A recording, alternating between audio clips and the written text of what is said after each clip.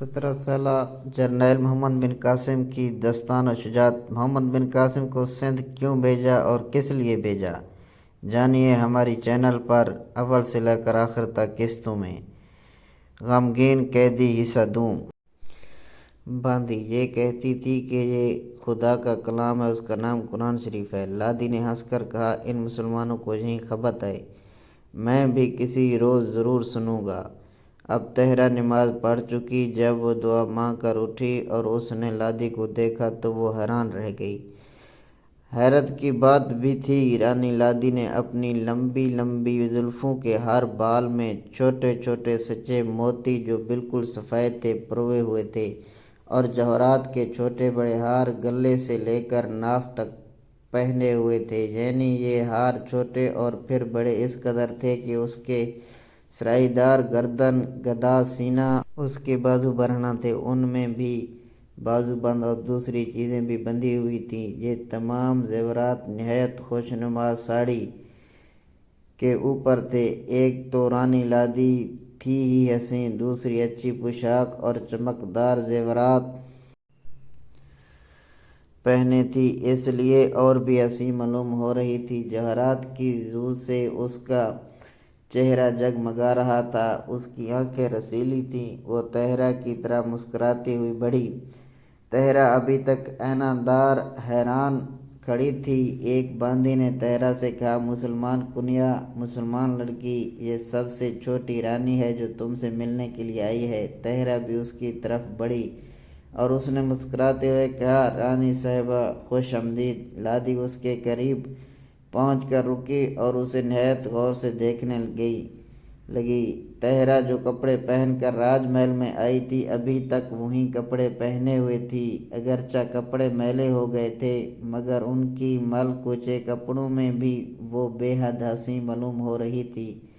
इसके परेशान गेसियों पेशानी और गालों पर बिखरे पड़े थे, और उन स्याह बालों ने उनकी सूरत को और चमका दिया था। लादी ने तहरा से कहा, ऐ सुंदर सूरत वाली लड़की, मैं तुझे देखकर बहुत खुश हुई। तहरा, ये मेरी खुशकिस्मती है, आपकी ज़ियारत हो गई। सुंदर हसीना, तुझे यहाँ कोई तकलीफ़ तो नहीं? रानी साहिबा, ये तकलीफ़ क्या कम है कि मुझे परेशान किया जाता है। तहरा के लिए कई मसनदें फराहम की गई थीं, जिनमें कुछ कमरे के अंदर और कुछ बाहर हर वक्त भी रहती थी, बिछी हुई थी। वो खुदा की बंदी उन मसनदों पे ना बैठती थी, बल्कि मामूली चादर बिछा कर बैठ जाया करती थी। रानी लादी बढ़कर उस मसनद पर तकिया के सहारे से बैठ गई। उसने तहरा से कहा, आओ तुम भी मेरे पास बैठ जाओ। मसनद के एक पास चादर बिछी हुई थी। चादर पर बैठे हुए तहरा ने कहा, हम मुसलमान उन तकल्फात को पसंद नहीं करते। लादी, तुम्हारा क्या नाम है सुंदरी? तहरा, मेरा नाम तहरा है। लादी, तुम कैसे यहाँ आ गई? तहरा ने अफसरदगी के लहजे में कहा, किस्मत खींच लाई। उसके बाद उसने मुख्तसर तौर पर अपना तमाम वाक़या सुना दिया। लादी ने दिलदेही करते हुए कहा, कुछ फिक्र ना करो। तहरा ने कता कलाम करते हुए सर्द भर कर कहा, फिक्र करने ही से क्या होता है। हम मुसलमानों का अकीदा है कि खुदा ने जो कुछ जिस किसी की किस्मत में लिख दिया है उसे वो पेश आता है। लादी, बिल्कुल ठीक ख्याल है तुम्हारा। तहरा, तुम्हारे कपड़े मैले हो रहे हैं। तहरा, क्या करूं, मेरे पास और कपड़े कहाँ हैं जो बदल लूं? लादी ने हैरत से उसकी तरफ देखते हुए कहा, क्या तुम्हारे लिए कपड़े नहीं भेजे गए?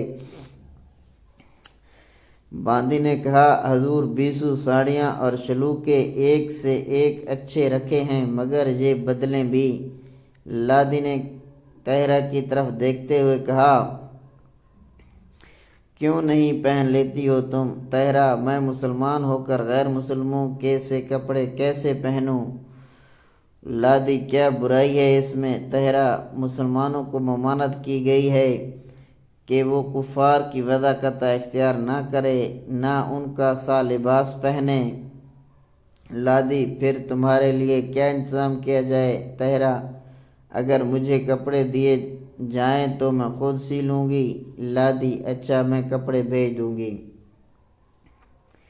اب آفتاب غروب ہونے لگا تھا۔ رانی لادی اٹھی۔ اس نے کہا، طاہرہ، مجھے تم سے محبت ہو گئی ہے۔ میں چاہتی ہوں کہ تم میرے پاس رہو۔ طاہرہ: ایک شرط ہے۔